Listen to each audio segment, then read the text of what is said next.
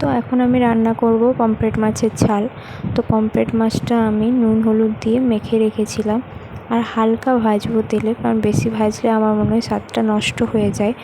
তো একটা পিঠ ভাজা হালকা হয়ে গেল, আর একটা পিঠ পাল্টে দেবো, আর ওর মধ্যে দিয়ে দেবো কালো জিরে, টমেটো কুচি। তোমরা চাইলে মাছটাকে তুলে রেখে দিতে পারো, আমি আর তুলে রাখিনি, কারণ আমার যেহেতু তাড়া ছিল তাই আমি একটু শর্টকাটেই করেছি রান্নাটা। তারপরে ওর মধ্যে দিয়ে দেবো পরিমাণ মতো নুন, আর বেটে রাখা সর্ষে কাঁচা লঙ্কা পেস্টটা। পরিমাণ মতো জল দেবো, কারণ আমার একটু ফুটতে হবে। ফুটতে না দিলে পরে সর্ষেটা কাঁচার গন্ধটা থেকে যাবে। তারপরে যতটা তোমাদের মনে হবে সেই পরিমাণ মতো তোমরা নামিয়ে নেবে।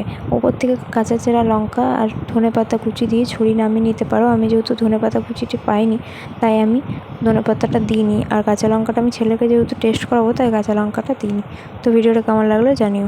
ভিডিওটা ভালো লাগলে লাইক কমেন্ট শেয়ার করে দিও, আর পেজটাকে ফলো করে দিও।